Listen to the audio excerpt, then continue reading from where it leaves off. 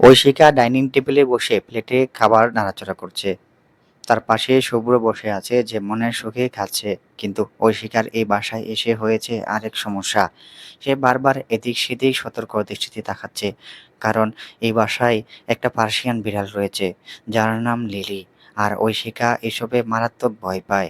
ঐশিকাকে না খেতে দেখে শিল্পী খানম বললেন, কি ব্যাপার ঐশিকা, খাচ্ছ না যে? সে কখন থেকে না খেয়ে শুধু খাবার নাড়াচাড়া করছো, খাবার মজা হয়নি? ঐশিকা তাকালো, তারপর বলল, না না আপা, খাবার অনেক মজা। বলতে পায়ের কাছে লোমশ কিছুর স্পর্শ টের পেতে সে চিৎকার দিয়ে লাফিয়ে উঠল।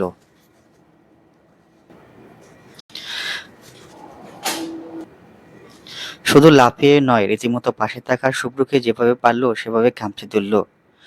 শুভ্র নিজেও হুট করে এমন কাণ্ড হওয়ায় ততমত খেলো। শিল্পী খানম লিলির উপর রেগে গিয়ে বলল, এই লিলটাও হয়েছে সারাক্ষণ সবার গা ঘেঁষে থাকার স্বভাব। এরপর নিজের মেয়ে আরশিকে ডাকলো, এ আরশি।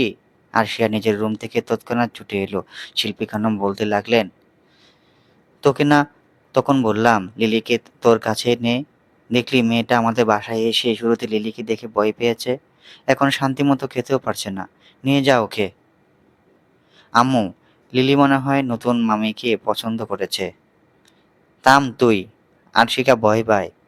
আরে ভয়ের কি আছে, দাঁড়াও আমি দেখাই। বলেই আরশি লিলিকে ঐশিকার কাছে নিয়ে বলল, নতুন মামি লিলিকে একটু টাচ করে দেখো, ও কিচ্ছু বলবে না। ঐশিকা চুয়ে দেখবে তো দূরে ভয়ে বলতে লাগলো, না না না না, দূরে সরাও ওকে। বলে সে শুভ্রর হাতের হাল আরো 12টা বাজিয়েছে আর শক্ত করে ধরেছে। আচ্ছা আচ্ছা, আমি নিয়ে যাচ্ছি লিলিকে। বলে আর সে লিলিকে কোলে নিয়ে চলে গেল।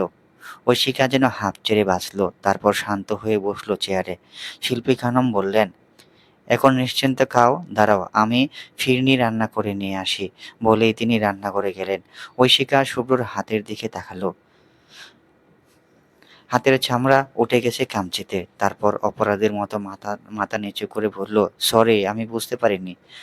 শুভ্র হালকা হেসে বলল, সমস্যা নেই, লাগেনি। লাগেনি মানে? চামড়া উঠে গেছে, ব্যাপার না, আপনার বিড়াল নিয়ে কীর্তি দেখে ব্যথা ভুলে গেছি। বলে মাথা নুইয়ে হাসলো শুভ্র। ঐশিকার মনে হলো সে যেন ৭৬ বছর পর দেখা দেখা পাওয়া ধূমকেতুর হেলির দেখলো, কারণ এই লোকের হাসি দেখা আর হেলির ধূমকেতু দেখা যেন একই বিষয়। সে কলেজ লাইফ থেকে এ পর্যন্ত তাকে হাতে গোনা কয়েকবার ঠিকমতো হাসতে দেখেছে, তা নিয়েও ঐশিকার সন্দেহ আছে। এতটাই বিরল এই লোকের হাসি। ঐশিকা আর কিছু বলল না, নিজের মতো খেতে লাগলো। তারপর খাওয়া শেষে শুভ্র বলতে লাগলো, আপা, অনেক রাত হয়ে গেছে, আমরা এখন বের হই।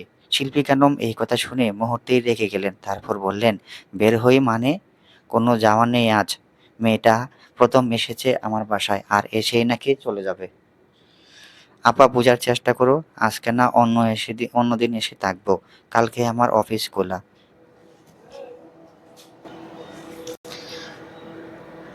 আর ঐশিকারও পড়া আছে। চুপ, একদম আমার মুখের উপর কথা বলবি না শুভ্র, আর আমাকে ব্যস্ততা দেখাতে আসবি না। এই রাতের বেলা আমি তোদের যেতে দেব ভাবলি কি করে? আর আমার বাসায় থাকতে সমস্যা কি? আপা, একটু বোঝার চেষ্টা করো। আমি কোনো কিছুই বুঝতে চাই না, যা বলেছি তাই। আর তোর দুলাভাইও এখনো আসেনি। সেও এসে দেখা করবে ঐশিকার সাথে। আরমান তো দেশের বাইরেই, ও ভিডিও কল দেবে বলেছে। তাই চুপচাপ ঐশিকাকে নিয়ে রুমে যা। ঐশিকা স্তব্ধ হয়ে গেল শেষের নামটা শুনে। তার যেন পায়ের নিচের মাটি কাঁপছে। এই আরমান কোন আরমান? মুহূর্তেই ঐশিকার পুরো শরীর যেন ঘাম ছেড়ে দিয়েছে। ঐশিকা শুভ্রর সাথে রুমে গিয়ে বলল, তারপর কথার বাঁচে জিজ্ঞাসা করলো, "ও- ঐশীর মুখের শুনলাম আরশির মুখে শুনলাম ওর ভাইয়া ভাবি আলাদা থাকে, ওনারা বিদেশে থাকেন? না, আরফিন আর ওর বউ বাড্ডায় থাকে, আর আরমান অস্ট্রেলিয়ায় থাকে, বেশি দিন হয়নি গেছে। আরশির 2 ভাই? হ্যাঁ, আপার 2 ছেলে, 1 মেয়ে। 2 ভাগ্নে আমার আমার থেকে বয়সে ছোট। তবে আরিফিন প্রেম করে বাসায় না জানিয়ে একা একা আগে বিয়ে করে ফেলেছে। বলে হালকা হাসলো ও। ও, ঐশিকা আর কথা বাড়ালো না। তার বুঝতে বাকি নেই আর কিছু। তবুও সে নিজের মনকে বোঝাচ্ছে এই আরমান আর তার অতীতের আরমান দুজন ভিন্ন ব্যক্তি, কিন্তু দুজনেই একই দেশে গেছে, আর সেটাও খুব বেশি দিন আগে নয়। হিসেব তো তার মন মন যেটা ইঙ্গিত করছে সেটাই বলছে। হঠাৎ শুভ্র বলে উঠল, সরি। ঐশিকা জিজ্ঞাসু দৃষ্টিতে তাকালো, তারপর জিজ্ঞাসা করলো, কিসের জন্য? কথা রাখতে না পারার জন্য। কোন কথা? আপনাকে আসার সময় বলেছিলাম রাতে আবার আপনাকে আপনার বাসায় ফিরে দিয়ে আসবো, কিন্তু আপার জোরাজুরিতে বাধ্য হয়ে আজকের রাত এখানে থাকতে হচ্ছে। সমস্যা নেই, আপনার বাসায় কল দিয়ে জানিয়ে দিন, না হলে তারা অপেক্ষা করবে। হ্যাঁ বলেই ঐশিকা তার মায়ের ফোনে কল করলো। রাতে শিল্পী কানমের স্বামী ফরহাদ হোসেন বাসায় ফিরলে শুভ্র আর ঐশিকার সাথে বেশ অনেকক্ষণ বসে কথা বললেন। তারপর সব আড্ডা শেষে শুভ্র আর ঐশিকা শুয়ে পড়ে। ঐশিকার দুচোখে ঘুম নেই, সে নানান হিসাব মেলাতে ব্যস্ত। তার পুরো মস্তিষ্কে হাজারো হাজারো প্রশ্ন ঘুরছে। যদি সত্যি সে যা ভাবছে তা সত্যি হয়, তাহলে আগামী দিনে কি হবে এটা ভাবতেই ঐশিকার বহে শরীরের লোম দাঁড়িয়ে যাচ্ছে। কেটে গেছে ২ দিন। সেদিন ওই বাসা থেকে আসার পর এই ২ দিনে আর একবারও শুভ্রর সাথে কথা হয়নি ঐশিকার। ঐশিকা ভার্সিটিতে এসেছে। আজ তাদের ভার্সিটিতে বইমেলা হচ্ছে। তাই সে আর তানিকা টিএসসিতে দাঁড়িয়ে আছে। অপেক্ষা করছে নীতির জন্য। তানিকা আর ঐশিকার ডিপার্টমেন্ট আলাদা, আর নীতি স্টামফোর্ড ইউনিভার্সিটিতে পড়ে, যার কারণে তানিকা আর ঐশিকার সবসময় দেখা হলেও নীতির সাথে দেখা হয়ে ওঠে না। তাদের অপেক্ষার মাঝেই নীতি এলো, তারপর বলল, কিরে আজ এত তাড়া দিয়ে আসতে বললি? ঘুরতে যাব তাই, তানিকা বলল। নীতি ভ্রু কুঁচকে বলল, কি কি এই কুত্তামরা রোদে কই ঘুরতে যাবি? আর যাবি যখন আমাকে একটু বললেই কি হতো, আর আমি সেজেগুজে আসতাম। এত সাজা লাগবে না। এমনিতেও তুই সিঙ্গেল সেজেগুজে কাকেই বা দেখাবি, আর আমাদের ঐশিকার মতো পার্সোনাল পুরুষ নেই। তানিকার কথা শুনে ঐশিকা ভ্রুকুঁচকে তাকালো। এর মধ্যেই নীতি বলে উঠল, এভাবে সিঙ্গেল বলে কোঠা দিলি? কোটা কই, তোরও তো কেউ নেই, আমারও কেউ নেই। তুই কথা বলিস না তানি। তুই আজকে সিঙ্গেল, কালকে মিঙ্গেল, পরশু শেখাখুর। বেশি কথা না বলে চল। কিন্তু যাবি কই?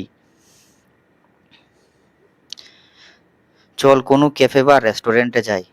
এরপর তিনজনেই রিকশায় উঠে রওনা হলো। রিকশায় অনেক কথা হলেও ঐশিকা ছিল বেশ চুপচাপ।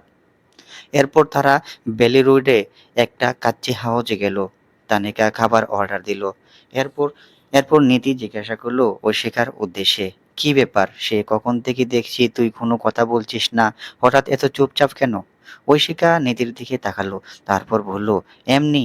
সত্যি করে বল ঐশিকা, তুই কি নিয়ে এত আপসেট? নীতি আসলে আরমান বলতে নীতি বলে উঠল, ঐশিকা প্লিজ এখন অ্যাটলিস্ট আরমানকে ভুলে যা। তুই এখন এই টপিকটা নিয়ে পড়ে আছিস। তোর এখন বিয়ে হয়ে গেছে, এখনো ফার্স্ট নিয়ে বসে থাকার কোনো মানে হয় না। ওহ তুই আগে কথাটা তো শোন আমার। কি বল? নীতি থানি আরমান শুভ্র স্যারের বড় বোনের ছেলে। কথাটা শুনতেই যেন নীতি আর তানিকা থমকে গেল। তানিকা আশ্চর্য হয়ে বলে উঠল, হোয়াট? ভাইয়ার বোনের ছেলে মানে? হ্যাঁ, স্যারের বড় বোন। আমার বিয়ের সময় যে যে সাথে বসেছিল তার ছেলে। নীতি বলে উঠল, ঐশিকা তোর ব্রেন ঠিক আছে? তুই কি বলছিস এসব? আরে হ্যাঁ ঠিক বলছি, আমি নিজেও জানতে পেরে শকড। কিন্তু আমার মাথায় কিছু আসছে না, এটা কিভাবে পসিবল? তানিকা বলল, পসিবল, আমি খুব ভালোভাবে ঘাটাঘাটি করেছি। স্যাররা 5 ভাই বোন, বড় বোন, এরপর 2 ভাই, এরপর উনি, এরপর আরেকটা ছোট বোন আছে যে আমার থেকে একটু 1 বছরের ছোট।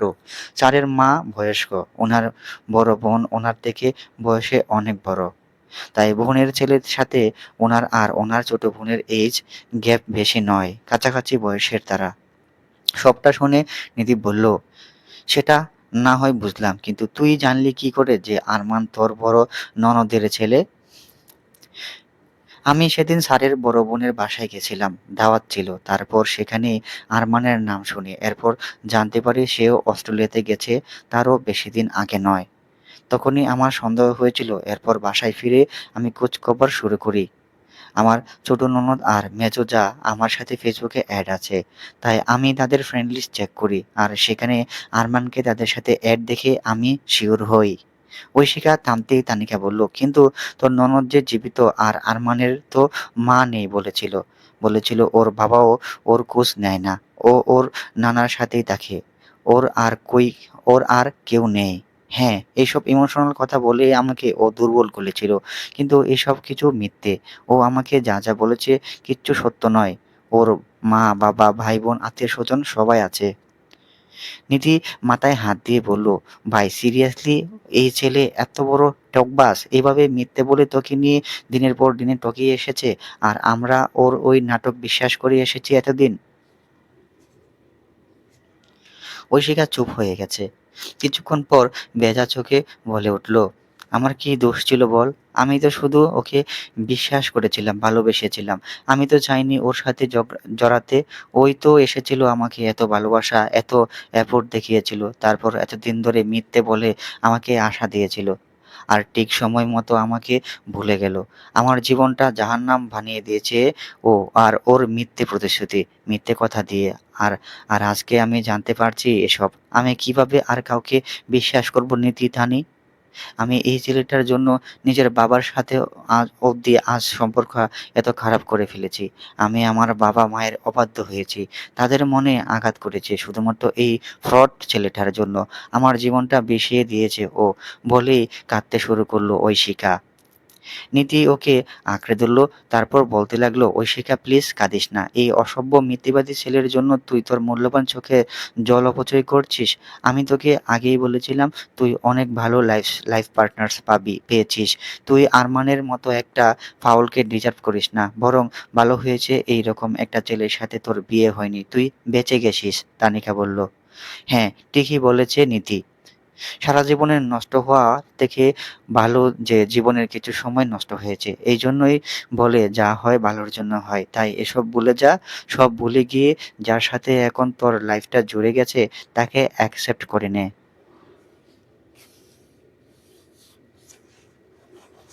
ঐশিকা কান্নারত অবস্থাতেই বলতে লাগলো, ক ক ক- কিন্তু এটা যখন স্যার বা ওনার পরিবার জানবে যে আমি স্যারের ভাগ্নের সাথে সম্পর্কে ছিলাম, তো তখন কি হবে? আর আরমান যখন জানবে ওর মামার সাথে আমার বিয়ে হয়েছে, ও যদি আবার আমাকে খারাপ বানায় বানায় সবার কাছে, যদি আবার আমার জীবনে বাধা হয়ে দাঁড়ায়, কি হবে তাহলে? সবাই কি ভাববে?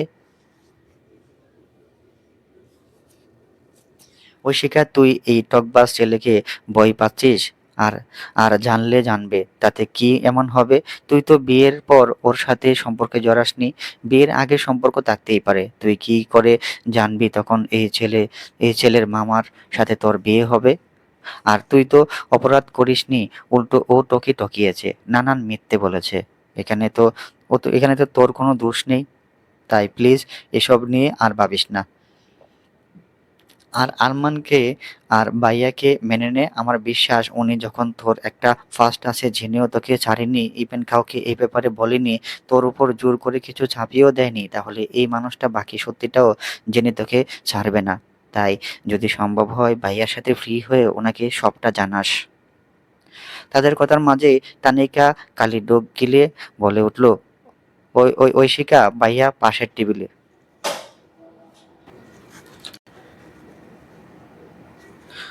ঐশিকা, ভাইয়া পাশের টেবিলে তোকে দেখছে তুই কাঁদছিস। ঐশিকা তাকালো।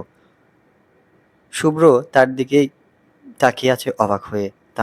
তানিকা বয়তার্ত কণ্ঠে আস্তে করে বলে উঠল, ভাইয়া কিছু শোনেননি তো?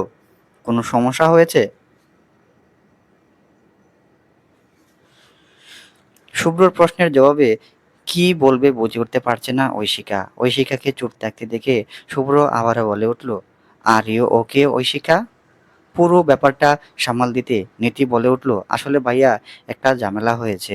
নীতির কথায় ঐশিকা তানিকা তাকালো। তারা এখনো বুঝতে পারছে না নীতি আসলে ঠিক কি বলবে। শুভ্র জিজ্ঞাসা করলো, কি হয়েছে? ভাইয়া আজকে তো ঐশিকাদের ভার্সিটিতে বই মেলা ছিল। হ্যাঁ, সেখানে কি হয়েছে? ভাইয়া আসলে ওইখানে তাদের ডিপার্টমেন্টের আরও একটা প্রোগ্রাম ছিল। তো প্রোগ্রামে মেয়েদের সবার শাড়ি পরার কথা ছিল। কিন্তু শুরুতে এমন কথা ছিল না। কালকের আগের দিন নাকি ঠিক করা হয়েছে মেয়েরা শাড়ি পরবে। এটা ঐশিকাকে জানানো হয়নি। ও তো ২ দিন নাকি ভার্সিটিতে যায়নি। যার কারণে ও শাড়ি পরার কথাটা জানত না। আর তার তাই পরে যায়নি। যায়নি। তো একটা মেয়ে ওর ডিপার্টমেন্টের সে পুরো প্রোগ্রামটা ম্যানেজের দায়িত্বে ছিল। সে আজ শাড়ি পরেনি বলে ওকে অনেক কথা শুনিয়েছে। যা নয় তাই বলেছে সামান্য একটা শাড়ির জন্য। ওর ড্রেস আপ নিয়েও অনেক অপমান করেছে। আর সেটাও অনেক স্টুডেন্টদের সামনে। তাই ও প্রোগ্রামে অ্যাটেন্ড না করে তানিয়ার সাথে এখানে এসে আমাকে কল করে এনে এভাবে কান্নাকাটি করল। আসলে বিষয়টা ওর আত্মসম্মানে লেগেছে। নীতির হযবরল বর্ণনা আর অজুহাত তানিয়া আর অশিকার উপর দিয়ে গেছে। এই মেয়ে কী থেকে কী বানালো, কী কাহিনী বানালো, কোনোটাই সমস্যায় মাথায় ঢুকছে না তাদের। শুভ্র সবটা শুনে বলল, ঠিক আছে তোমরা এখন বাসায় যাও, তানিকা বলল। আর অশিকা? শুভ্র শান্তভাবে উত্তর দিল, অশিকা আমার সাথে এখন শপিং মলে যাবে শাড়ি কিনতে। ওরা ৩ বান্ধবী চুপ হয়ে আছে। নীতি বলল, ঠিক আছে। এরপর অশিকার দিকে তাকিয়ে শুভ্র বলল, চলুন। এরপর ওদের মাঝ থেকে ঐশিকাকে নিয়ে বের হয়ে গেল শুভ্র। নীতি আর তানিকা চুপচাপ ওদের চলে যাওয়া দেখলো। শুভ্র একটা রিকশা ডেকে ঐশিকাকে নিয়ে উঠে পড়ল। তারপর চলতে শুরু করলো ঐশিকা। ঐশিকা কিছুক্ষণ পর বলে উঠল, আমি বাসায় যাব। শুভ্র শান্ত গলায় বলল, শাড়ি কেনা শেষ, বাসায় দিয়ে আসবো, চিন্তা নেই। ঐশিকা শুভ্রর দিকে তাকিয়ে বলল, আমি কিছু কিনবো না, এখনই বাসায় যাব। বাসায় তো যাবেনই। আমি আমি এখনো আলাদা বাসা নেইনি যে আমার বাসায় নিয়ে যাব। এখনো ব্যাচেলর থাকি। তবে চিন্তা নেই, ইনশাল্লাহ সামনের মাসে বাসা নেব। বাসা দেখছি। ঐশিকা অবাক হয়ে বলল, আজব, আমি কি আপনার বাসায় যেতে চেয়েছি? আমি আমার বাসায় যাব বলেছি। কি আজব বলছি তো, বাসা নেইনি। আপনি এত পাগল হয়ে যাবেন বাসার জন্য, জানলে এই মাসেই আমি বাসা নিতাম। ঐশিকা রেগে বলল, এই বলছি না আমার বাসায় যাব, যেখানে আমার আব্বু আম্মু ভাই বোন থাকে।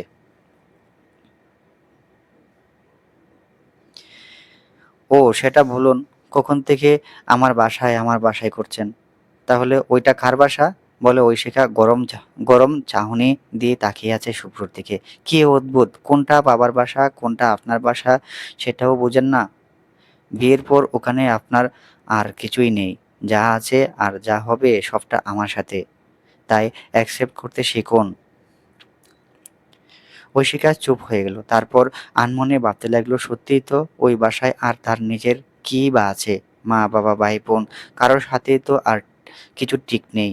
ওখানে তাকে ঠিক করে বোঝার মতো কেউ নেই। তারপর বেশ কিছুক্ষণ নীরব থাকার পর ঐশিকা বলল, আপনি তখন ওখানে কী করছিলেন? শুভ্র আর চোখে একবার তাকালো। তারপর বলল, আমার ভার্সিটির খুব কাছের বন্ধুর বিদেশ যাচ্ছে। তাই যাওয়ার আগে আমাদের ফ্রেন্ড সার্কেলের সবাই দেখা করার কথা, ওখানে এসেছিলাম। ও, কিন্তু আপনি যে এভাবে চলে এলেন, ওরা কিছু মনে করেনি? প্রবলেম নেই। এরপর দুজনেই নীরব। বেশ কিছুক্ষণ পর তারা পৌঁছে গেল মগবাজারের আড়ং-এর আউটলেটে। তারপর রিকশা থেকে নেমে শুভ্র ভাড়া মিটিয়ে ঐশিকাকে নিয়ে ভিতরে ঢুকলো। এরপর শুরু হলো কেনাকাটা। একে একে ৪টা শাড়ি কিনে দিল ঐশিকাকে। যদিও ঐশিকা ২টো শাড়ি কেনার পর আর কোনোভাবেই কিনতে চায়নি, কিন্তু শুভ্রর ঠাড্ডা জোরাজুরির সাথে ও পেরে ওঠেনি। এরপর কেনাকাটা শেষে নিয়ে গেল ঐশিকাকে আইসক্রিম খাওয়াতে। তারপর সবশেষে সন্ধ্যার দিকে ঐশিকাকে বাসার সামনে নামিয়ে দিল। ঐশিকা নেমে বলল, আপনি বাসায় আসবেন না? আজ না, আজ অফিস ছুটি নিয়েছিলাম। এখন একটা টিউশন আছে, তাই যেতেই হবে। ঐশিকা বলে উঠল, কোনো দরকার ছিল না আজকে ১০,০০০ টাকা নষ্ট করার। শুভ্র এড়িয়ে গিয়ে বলল, বাসায় যান।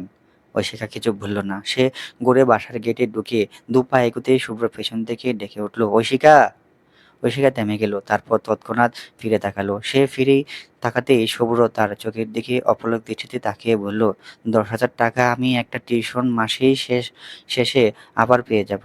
তাই তাই এই নাম মাত্র টাকাটা আপনার জন্য আমার কাছে কিচ্ছু না। আপনার চোখ আমি ভেজা দেখতে চাই না। আপনার চোখে আমি পৃথিবীর সবটুকু আনন্দ দেখতে চাই। চোখ না হয় আমার ভিজুক, তবুও আপনার চোখ হাসুক। যাই হোক, আপনাকে শাড়িতে দেখার অপেক্ষায় রইলাম।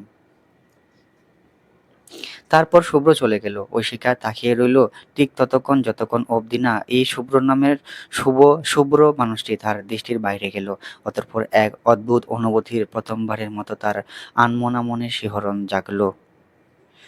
তোর কি কোনো তোর কি কোনো আক্কেল নেই ঐশিকা?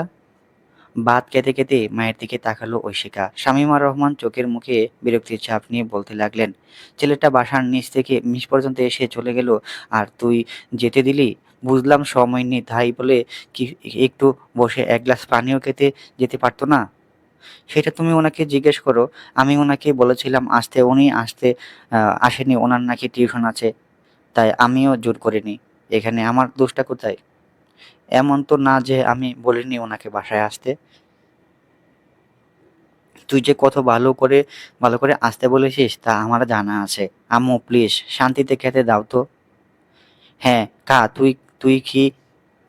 সবই তো দেখেছি। আফসোস আমার শুভ্রর জন্য হয়। বিয়ে হয়েছে অথচ ছেলেটাকে একটু দাম দিস না। এভাবে চলতে থাকলে আদেও তোর সংসার টিকবে কিনা সন্দেহ। বলেই শামীমা রহমান চলে গেলেন। ঐশিকা কোনো শব্দ করল না। সে নিজের মতো খাওয়া শেষ করে উঠে নিজের রুমে চলে গেল। দরজা লক করে বিছানায় গিয়ে বসলো। তারপর চোখ মেলে শাড়ির ব্যাগের শাড়ির ব্যাগের দিকে তাকায়। ঐশিকা হয় বাড়ির ব্যাগটা কাছে আনলো, তারপর ব্যাগ থেকে শাড়িগুলো বের করে আয়নার সামনে দাঁড়িয়ে একটা একটা করে গায়ে নিয়ে ঘুরিয়ে ফিরিয়ে দেখতে লাগলো। শাড়িগুলো বেশ পছন্দ হয়েছে ঐশিকার। এরই মধ্যে হঠাৎ ফোন বেজে উঠলো। ঐশিকা শাড়ি দেখে ফোন হাতে নিল। হাতে নিতেই দেখলো বিদেশি নাম্বার থেকে কল এসেছে। ঐশিকা সন্দেহ নিয়ে কলটা রিসিভ করলো। তারপর বলল, হ্যালো, কে বলছেন? কিছুক্ষণ চুপ থাকার পর ওপাশ থেকে ভেসে এলো সেই পরিচিত স্বর। বলে উঠল, এত তাড়াতাড়ি ভুলে গেছো? বাহ, দারুণ মুভ অন করে গেছো। ঐশিকা ঝাঁঝুলো কণ্ঠে বলল, ফোন কেন করেছো? আর আমার নাম্বার কোত্থেকে পেয়েছো? এই যুগে ফোন নাম্বার জোগাড় করা কোনো ব্যাপার নাকি ঐশিকা? Just shut up. আমাকে কল করেছো কোন সাহসে? তোমাকে কল করতে কিসের সাহস? নিজের ভালোবাসার মানুষকে কল করতে কোনো সাহসের প্রয়োজন হয় না ঐশিকা। তোমার জিভ আমি টেনে ছিঁড়ে ফেলবো যদি আর একবার তোমার জিভ আমি টেনে ছিঁড়ে ফেলবো যদি আর একবার তোমার ওই নোংরা মুখে আমাকে নিজের ভালোবাসা বলে দাবি করো। তোমার মতো নর্দমার কীটের ভালোবাসা হওয়ার থেকে ভালোবাসাহীন হয়ে সারা জীবন বেঁচে থাকা হাজার গুণ ভালো। আরমান কিছুটা হতভম্ব হয়ে গেল। যেদিন ঐশিকার সাথে কথা হয়েছিল সেদিন ঐশিকার বিয়ে ছিল, কিন্তু সেদিনও ঐশিকা তার জন্য হাউমাউ করে কেঁদেছে, পাগলামি করেছে। তাহলে এই কয়েকদিনের মাঝে এমন চেঞ্জ হয়ে গেল? তার মাথাতেই আসছে না প্রেমের শুরুতে থেকে যে ঐশিকা তার হাতের পুতুল ছিল, তার জন্য পাগল ছিল, আর সে আজ গালাগাল করছে।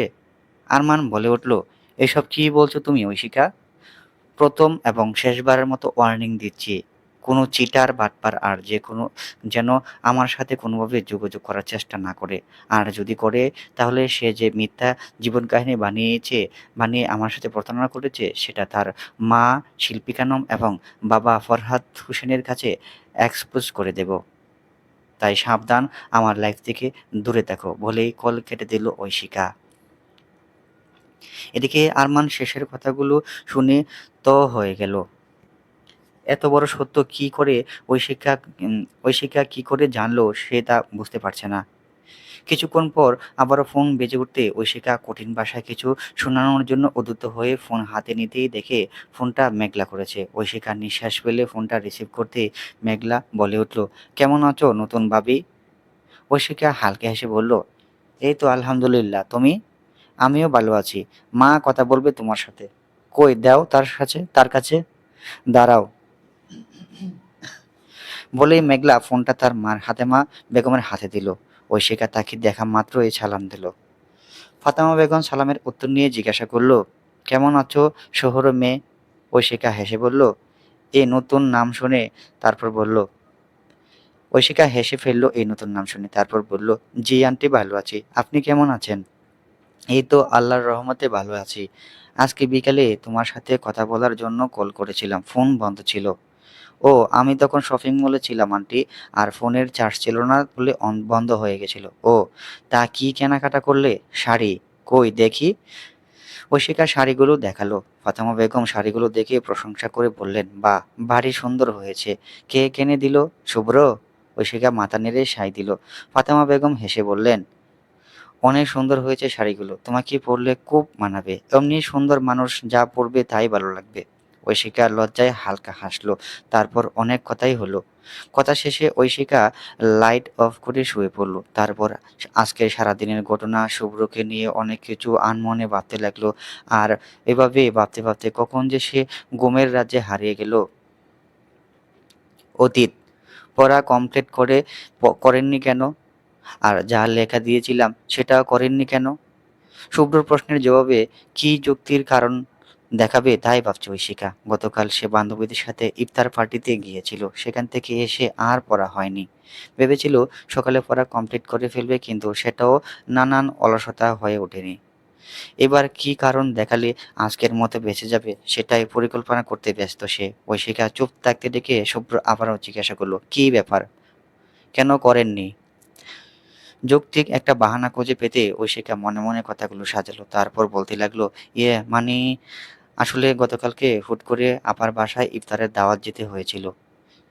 সেখানে থেকে আসতে আসতে অনেক রাত হয়ে গিয়েছিল। তারপর আজকে কি হয়েছিল? আজকে রোজা রেখে আমার শরীর অনেক খারাপ লাগছিল, তাই করা হয়নি স্যার। শুভ্র কিছু বলবে তার আগে শামীমা রহমান ঐক্যকে টেনে রান্নাঘরে নিয়ে বকা দিয়ে বলতে লাগলেন, অসম্ভব, ভাত খেয়ে প্লেট ধুয়ে রাখিসনি কেন? প্লেটও কি আমার ধুয়ে দেব? আম্মু, আমার প্লেট না এটা, আমারটা আমি ধুয়ে রেখেছি, এটা ঐশিকা আপুর প্লেট। ও দুপুরে খেয়ে প্লেট ধুয়ে রাখেনি। ব্যাস, আর বাকি রইল না কিছুর। হাটে হাড়ি ভেঙে চুরমার হলো ঐশিকার। এই মুহূর্তে তার ইচ্ছে করছে তার মা আর ভাইকে মুখ হাত বেঁধে বসিয়ে রাখতে। লজ্জায় শুধু তার নাক, আর তার নাক না, বরং কান, নাক, কান, চোখ, গলা সমস্ত অঙ্গ প্রত্যঙ্গ কাটা গেল। ঐশিকা মাথা নিচু করে চুপচাপ হয়ে রইল। এদিকে শুভ্র ঐশিকার দিকে তাকিয়ে তার তার পেট ফেটে হাসি আসছে। এই মেয়ে যে সাংঘাতিক বাটপার তা সে জানে, কিন্তু এই মাত্রার যে এটা আজকে টের পাচ্ছে। এদিকে ঐশিকার কান্না আসছে। সে মনে মনে বলল, ও আল্লাহ, সবসময় কেন এই লোকের সামনে আমার প্রেস্টিজ পাঞ্চার হয়? কেন আল্লাহ? বর্তমান। আজ রাতে শুভ্র বড় মেয়ে ঈশিকা আর বড় জামাই নিশাকে বাসায় দাওয়াত দিয়েছে ঐশিকার বাবা আজাদ রহমান। এই শামীমা রহমান রান্না করতে ব্যস্ত। সন্ধ্যার পরে নিশান আর ওদের একমাত্র মেয়ে ইয়ানা চলে এসেছে। ঐশিকা ইয়ানাকে কোলে নিয়ে আদর করতে ব্যস্ত। চলছে নানান গল্পগুজব। বেশ অনেকক্ষণ সময় পরে শামীমা রহমান ঐশিকাকে বললেন, ঐশিকা, শুভ্র তো এখনো এলো না, ফোন করে জিজ্ঞাসা করতো কত দূর। ঐশিকা ঘড়ির দিকে তাকালো, রাত 8:45 বেজে গেছে। এখনো আসার খবর নেই ভদ্রলোকের। ঐশিকা বলল, চলে আসবে আম্মু। শামীমা রহমান ধমক দিয়ে বললেন, তুই চুপ থাক, যা বলেছি কর, কল দে শুভ্রকে। ঐশিকা আর কিছু না বলে নিজের রুমে গেল ফোন আনতে। রুমে গিয়ে কল করলো শুভ্রর নম্বরে। 2বার রিং হতে ওপাশ থেকে রিসিভ করে বলল, হ্যালো, আসসালামু আলাইকুম। ওয়ালাইকুম আসসালাম। আপনি কোথায়? এখনো আসেননি কেন? শুভ্র একটু থেমে গেল। প্রথমবারের মতো প্রিয়সী খোঁজ নিচ্ছে তার, আর সেটাও খুব জোর দিয়ে। শান্ত গলায় বলল, আপনার বাসার সামনের গলিতে। ও ঠিক আছে, আসুন। আম্মু আমাকে পাগল বানিয়ে দিচ্ছে আপনি কখন আসবেন এই নিয়ে। আসছি, 5 মিনিট লাগবে। এরপর কল কেটে দিল ঐশিকা। অল্প কিছুক্ষণ পরেই শুভ্র চলে আসলো। তার 2 হাত ভর্তি মিষ্টি, শুধু মিষ্টি, দই, ফল, কেক, চিপস, জুস, আইসক্রিম। ঢুকেই ঐশিকার দিকে তাকালো শুভ্র। ঐশিকা তাকে দেখা মাত্রই সোজা হয়ে বসলো। শুভ্র এরপর সকলের সাথে কুশল বিনিময় করলো। ঈশিকা শরবত এনে দিল। শরবত খাওয়া শেষে শামীমা রহমান বলে উঠলেন, শুভ্র বাবা, তুমি যাও গিয়ে হাত মুখ ধুয়ে ফ্রেশ হও, আর ঐশিকা যা শুভ্রর সাথে ওকে টাওয়েল দিয়ে আয়, আর দেখ কিছু লাগবে কিনা। ঐশিকা কিছু বলল না। সে চুপচাপ শুভ্রর পেছনের রুমে চলে গেল। এরপর হাত ধোয়ার টাওয়েল এগিয়ে দিয়ে চুপচাপ বিছানায় গিয়ে বসলো আর শুভ্র হাত মুখ ধোয়ার জন্য ওয়াশরুমে ঢুকলো। এদিকে শুভ্র ওয়াশরুমে ঢুকতে হাত মুখ ধোয়া বাদ দিয়ে তার বউয়ের স্কিন কেয়ারের কালেকশন দেখে আশ্চর্য। মেয়ে মানুষকে কত কি লাগে, আর এদিকে সে পাতা শ্যাম্পু আর নর্মাল সাবান ব্যবহার করে নিজের নিজের হল লাইফ ম্যাচ লাইফ সব কাটিয়ে দিয়েছে। এদিকে ঐশিকা বসে অপেক্ষা করছে কখন কি লাগে পরে পরে না দিতে পারলে তার মা আবার ১২টা বাজাবে। এমন সময় ফোন কল আসতে ঐশিকা দেখলো শুভ্রর ফোনে কল আসছে। ঐশিকা শুভ্রকে ডেকে ডেকে উঠল, স্যার আপনার ফোনে কল এসেছে। ভিতর থেকে শুভ্র বলল, রিসিভ করে বলুন আমি ওয়াশরুমে। ঐশিকা কিছুটা দ্বিধাদ্বন্দ্ব নিয়েই ফোনের কাছে গেল। এরপর ফোন হাতে নিতে সে অষ্টম আশ্চর্যের ব্যাপার দেখলো, একটা হৃৎপিণ্ডের ইমোজি দেওয়া নিকনেম ঐশিকা মনে মনে ভাবতে লাগলো, শেষমেশ এই লোকও কিনা প্রেম করে, উনিও কারো বয়ফ্রেন্ড হতে পারে, দেখে তো বোঝার উপায় নেই। হায় আল্লাহ, দুনিয়া দেখি আর নেই, কারে ভালো মানুষ মনে করব। তারপর হাজারো ভাবনার মাঝে ফোনটা করলো সে। রিসিভ করতেই ওপাশ থেকে একজন বৃদ্ধ মহিলার কণ্ঠস্বর শোনা গেল, আব্বাজান বাসায় পৌঁছেছো? ঐশিকা এতক্ষণ নিজের উল্টোপাল্টা ভাবনার জন্য নিজের মাথায় একটা থাপ্পড় মারলো। এরপর বলল, আসসালামু আলাইকুম আন্টি, আমি ঐশিকা, উনি ওয়াশরুমে। ফাতেমা বেগম হেসে বললেন, ওমা তুমি, তা কেমন আছো মা? জি আলহামদুলিল্লাহ আন্টি, আপনি কেমন আছেন? আমিও আলহামদুলিল্লাহ ভালো আছি মা। শুভ্র তোমার বাসায় এসেছে? হ্যাঁ আন্টি, আব্বু আসতে বলেছিল। আমার বড় বোন আর বোনের জামাইও এসেছে তো তাই। ও যাক ভালো, আমি এখন শুয়ে পড়বো, তাই ভাবলাম ওর একটু খোঁজ নিয়ে নেই। ও বের হলে একটু দেখো তো মা, ওর জ্বর কমেছে কিনা, ছেলেটার কাল রাত থেকে অনেক জ্বর। আন্টি আপনি চিন্তা করবেন না, উনি বের হলে আমি দেখবনি জ্বর আছে কিনা। আচ্ছা তাহলে আমি এখন রাখি। ঠিক আছে আন্টি। এরপর ঐশিকা সালাম দিয়ে কল কেটে দিল। একটু পরে শুভ্র বের হয়ে জিজ্ঞাসা করলো, কে কল করেছিল? আপনার আম্মু। ও, এখন তো মনে হয় শুয়ে পড়েছে আম্মা। আপনার জ্বর এখনো আছে? ঐশিকা শুভ্র ঐশিকার দিকে তাকালো। ঐশিকা তার দিকেই তাকালো, ব্রু উঁচিয়ে ইশারা দিল। এরপর জিজ্ঞাসা করলো, জ্বর কমেছে? হ্যাঁ কমেছে। রাতে খাবার খেয়ে ওষুধ খেয়ে নিয়েন। লাগবে না, নেই জ্বর এখন। তাদের কথার মধ্যে ঈশিকা এসে জানালো খাবার খাওয়ার জন্য তাদের ডাকছে, শুধু টেবিলে আসতে। তারপর আর কথা না বাড়িয়ে দুজনে খাবার টেবিলে চলে গেল। খাওয়া দাওয়া শেষ করে ঈশিকারা তাদের বাসায় চলে গেছে। যদিও অনেক রিকোয়েস্ট করা হয়েছে আজ রাতটা এখানে থেকে যাওয়ার জন্য, কিন্তু আগামীকাল তারা কক্সবাজার ট্যুরে যাবে বলে আর থাকেনি। কিন্তু জোর করে শুভ্রকে রেখে দেওয়া হয়েছে। সেও চলে যাওয়ার জন্য নানান বাহানা দেখিয়েছিল, কিন্তু শেষ অবধি কাজে দেয়নি। এই মুহূর্তে বাসার সকলেই শুয়ে পড়েছে, শুধু মাত্র ঐশিকার রুমে এখনো লাইট জ্বলছে।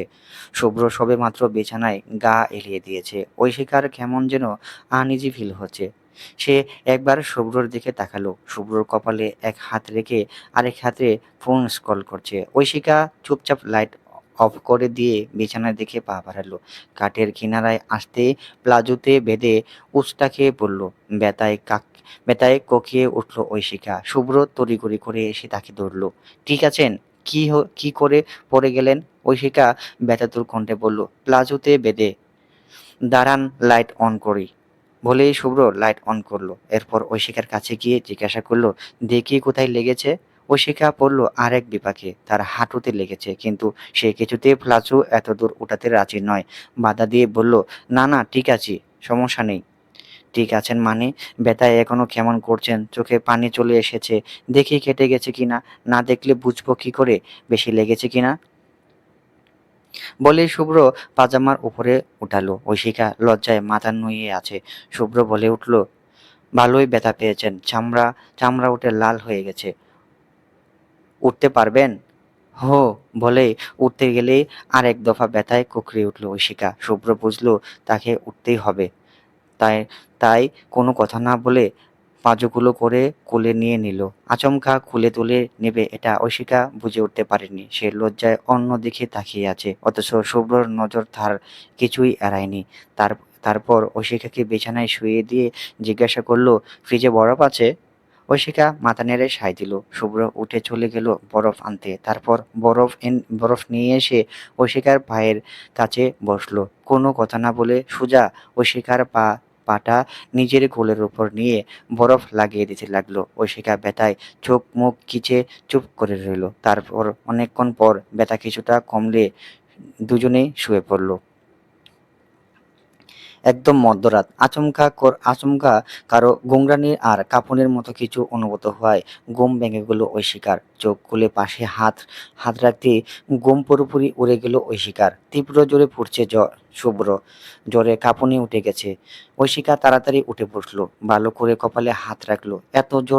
এত জোর যে সে নিজে বেশিক্ষণ দিয়ে রাখতে পারলো না। ঐশিকা আলতো করে ধাক্কা দিয়ে ডাকলো, স্যার, স্যার।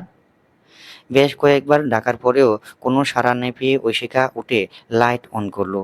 এরপর তাড়াতাড়ি ড্রেসিং টেবিলে ড্রয়ার খুলে থার্মোমিটার খুঁজে বের করে আনলো। জ্বর মাপতেই দেখলো 103 ডিগ্রি জ্বর। ঐশিকা কি করবে বুঝতে পারছে না।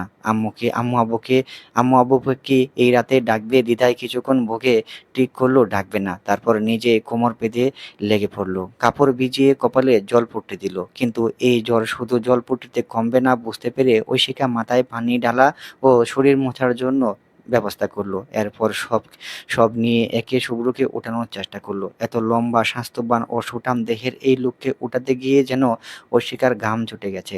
এরপর মাথায় এক নাগাড়ে অনেকক্ষণ পানি ঢাললো। এরপর মাথা মুছে আধ ভেজা টি-শার্ট খুলে গা মুছিয়ে তার বাবার একটা টি-শার্ট পরিয়ে দিল। তারপর জ্বরের একটা ট্যাবলেট খাইয়ে দিয়ে দিয়ে শুয়ে দিল। এরপর আবার কিছুক্ষণ পর জ্বর মাপলো। এবার জ্বর কমেছে। এসব করতে করতে বোর হয়ে গেছে। ঐশিকা শুভ্রর দিকে তাকালো। শুভ্রের দিকে তাকানো, সে ভাবতে লাগলো আজ যদি শুভ্র হুঁশে থাকতো তাহলে শিওর সে লজ্জায় হার্ট অ্যাটাক করতো জামা চেঞ্জ করতে গিয়ে। এরপর কখন যে সে বসা অবস্থায় ঘুমিয়ে পড়েছে তা আর খেয়াল নেই।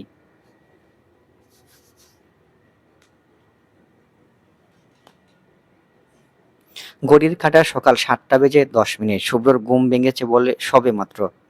পাশ ফিরে তাকাতে ঐশিকা বসা অবস্থায় ঘুমোতে দেখে সে নিজেই উঠে বসলো। তারপর গায়ে অন্য টি-শার্ট খেয়াল করে হালকা রাতের আবছা আবছা কিছু মুহূর্ত খেয়াল করলো। বিছানার পাশে পানিসহ বাটি, জলপুট্টির খাপড় আর থার্মোমিটার রাখা। শুভ্র বুঝলো এই মেয়ে রাতে তার অনেক সেবাও করেছে। সে আনমনে হাসলো। তারপর অপলক দৃষ্টিতে ঐশিকার দিকে তাকলো যে ঠিক ততক্ষণ যতক্ষণ পর্যন্ত না তার দেখার তৃষ্ণা মিটলো। আর আর ভাবতে লাগলো সে খুব গভীরভাবে থমকে গেছিল সেদিন সেই বৃষ্টি ভেজা বেইলি রোডে দাঁড়িয়ে থাকা সেই কিশোরীর প্রেমে। আর তারপর আর বের হয়নি সে গভীর মোহ থেকে।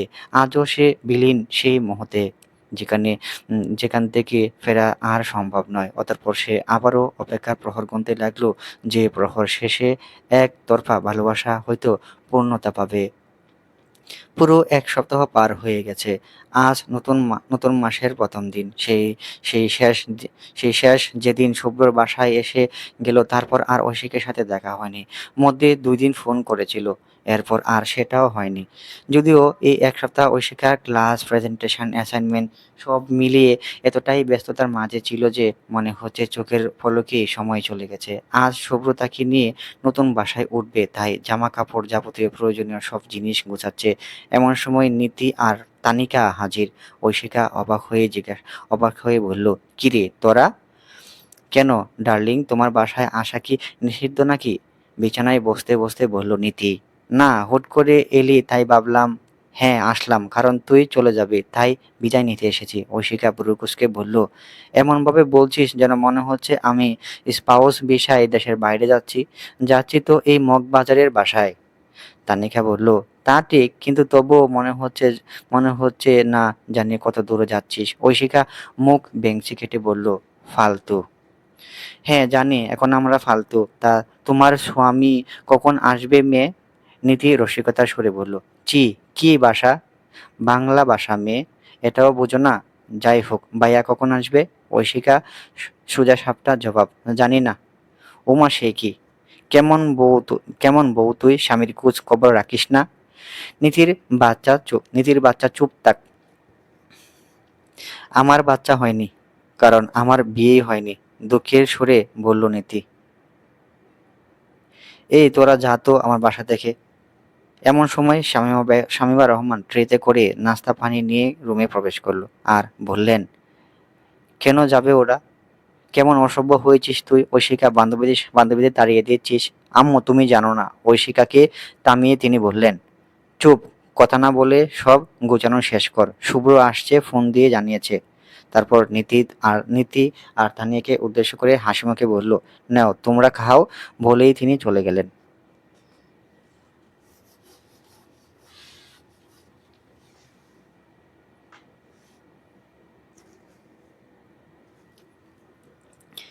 দুপুর 12টার দিকে ঐশিকা আর শুভ্র নিজেদের নতুন বাসায় উঠল, 5 তলার পশ্চিম পাশে। 5 তলার পশ্চিম পাশের একটা ছোট্ট ফ্ল্যাট ঐশিকার কাছে বেশ ভালো লেগেছে। তাদের নতুন সংসারে শুভ্র তেমন কোনো মালামাল নেই, তবে শুভ্র একটা খাট, তারপরে ইয়ারড্রপ, কিচেন র্যাক কিনেছে আর তার ব্যাচেলর থাকাকালীন সময়ে কেনা পড়ার টেবিলটাও নিয়ে এসেছে। তাদের প্রয়োজনীয় থালাবাটি, হাঁড়ি পাতিল আর যা যা লাগে সবই মোটামুটি কিনেছে। ঐশিকা বেশ অবাক হয়েছে এই এই দেখে যে এই লোক বেশ ভালোই সবকিছু বুঝে শুনে গুছিয়ে কিনতে পেরেছে। শুভ্র আশেপাশে একবার চোখ বুলিয়ে তারপর শান্তভাবে বলল, এক ফ্রেন্ড 40,000 টাকা ধার নিয়েছে, সামনের সপ্তাহে দিবে বলেছে। আর এই 2-4 দিন পরে টিউশনির বেতনটাও পাবো, এরপর ফ্রিজ আর আপনার ড্রেসিং টেবিল কিনবো। জানি ততদিন পর্যন্ত একটু কষ্ট হবে, তাও একটু মানিয়ে নিন, আমি টাকাটা পেলেই কিনে নেব। সমস্যা নেই, এত জরুরি কিছু নয়। তবুও যাই হোক, আমি নিচে দারোয়ানের কাছে চালের বস্তা রেখে এসেছি, আমি নিয়ে আসি, আপনি ততক্ষণে ফ্রেশ হন। হুম। তারপর শুভ্র চলে গেল আর ঐশিকা ফ্রেশ হয়ে গেল রান্নাঘরে। আসার সময় শামীমা রহমান বক্স ভরে দুপুর আর রাতের খাবার দিয়ে দিয়েছে, সেটাই গরম করতে লাগলো ঐশিকা। খাবার গরম করতে করতে এরই মধ্যে শুভ্রও চলে এসেছে, চালের বস্তা রেখে হাঁপ ছাড়লো সে। ঐশিকা তাকিয়ে আছে গামের ভেজা এই ছেলেটার দিকে, তারপর বলল, হাত মুখ ধুয়ে আসুন, আমি খাবার আনছি। বলেই সে আবারও রান্নাঘরে চলে গেল। এর মধ্যেই বাধল নতুন বিপত্তি। ঐশিকার মতো মেয়ে যে কিনা জীবনে রান্নার করেনি, সে এত সুন্দর করে খাবার গরম করে ফেললো, সেটা তো অবিশ্বাস্য। ঠিক তেমনই ঘটেছে, খাবার গরম করতে গিয়ে হাত পুড়িয়েছে সে। হঠাৎ আর্তনাদের আওয়াজ পেল, শুভ্র দূরে গেল। কি হয়েছে? হাতে কি হয়েছে? ঐশিকার টলমল চোখে তাকালো, তারপর বলল, পুড়ে গেছে। শুভ্র হাত টেনে নিল, তারপর বলল, শিট, আমি যে কোনো কিছু গরম না করে আপনাকে দিলাম, আমি যে কেন গরম না করলে আপনাকে দিলাম, তাহলে তো এমন হতো না। ইস, লাল হয়ে গেছে, খুব বেশি জ্বলছে, বরফও তো নেই, দাঁড়ান পানি দে। বলে হাতটা টেনে নিয়ে কল ছেড়ে তারপর নিচে ধরলো। ঐশিকা চুপ হয়ে তাকিয়ে আছে শুভ্রর দিকে। এই লোক তার এইটুকু ব্যথায় কতটা ডেসপারেট হয়ে গেছে সেটাই অবাক হয়ে দেখছি সে। তারপর বেশ অনেক সময় পর তারা খেতে বসেছে। ঐশিকা নিজের প্লেট নিতে শুভ্র প্লেটটা নিয়ে নিল, এরপর বলল, আপনার হাতে আপনার ব্যথা হাত মাখানো লাগবে না, আমি খাইয়ে দিচ্ছি। আপনি আপনি খাবেন কখন? আপনি নিজে খান, আমি খেয়ে নিতে পারবো। আমার এখনই খেতে হবে এমন কোনো কথা নেই, খাইয়ে আপনাকে খাইয়ে খেয়ে নেব। তারপর চুপচাপ ভাত মাখিয়ে ঐশিকার মুখের সামনে ধরল। এর মাঝে ফু দিয়ে ঠান্ডাও করে দিয়েছে যাতে বেশি গরম না লাগে। ঐশিকার মুখে নিল। সে এক ধ্যানে তাকিয়ে আছে সামনে বসা এই যত্নশীল পুরুষটির দিকে, যার শার্ট এখনো ঘামে ভেজা, কপালে এখনো ঘাম, অথচ কত যত্ন, কত মনোযোগ সহকারে তাকে খাইয়ে দিচ্ছে। এই মানুষটাকে চার এই মানুষটার চোখে মুখে সে শুধু এখন তাকে নিয়ে চিন্তা দেখছে, কিন্তু এমন চিন্তা, এমন যত্ন সে তো আগে তার জীবনে আসা ছেলেটার মাঝেও দেখেনি। অথচ সেই ছেলেটা তার জীবনের প্রথম ভালোবাসা বলে সে দাবি করেছিল। ঐশিকা আচমকাই কেন যেন মনে হলো সে কিছুদিন আগে তার জীবনের ধ্বংসের ঐশিকা আচমকাই কেন যেন মনে হলো যে বিয়েটাকে সে কিছুদিন আগেও তার জীবনের ধ্বংসের কারণ বলে মনে করত। আজ কোনো আজ কেন যেন মনে হচ্ছে এই বিয়েটা তার জীবনের সবচেয়ে বড় আশীর্বাদ হয়ে দাঁড়িয়েছে। তবে কি মানুষের জীবনে যা হারায় সেই হারানোর শূন্যস্থান উত্তম কিছু দ্বারা পূর্ণ হয়? চলবে তোমার অজান্তে গল্পের দ্বিতীয় অংশ। হুমায়রা আঞ্জুম। গল্পটি তাড়াহুড়ো গিয়ে পড়তে গিয়ে অনেক ভুলভ্রান্তি হয়েছে, দয়া করে সবাই নিজ গুণে ক্ষমা করে দিবেন এবং সুন্দর করে একটা কমেন্ট করে দেবেন গল্পের পরে। গল্পটি কেমন হয়েছে জানাবেন। এরকম সুন্দর, সুন্দর গল্প আমাদের চ্যানেলেই সবসময় পাবেন। এইজন্য আমাদের চ্যানেলটি সাবস্ক্রাইব করে পাশে থাকুন। ধন্যবাদ সবাইকে। দেখা হবে এই গল্পের ৩য় পর্বে। সে পর্যন্ত সুস্থ থাকুন, ভালো থাকুন।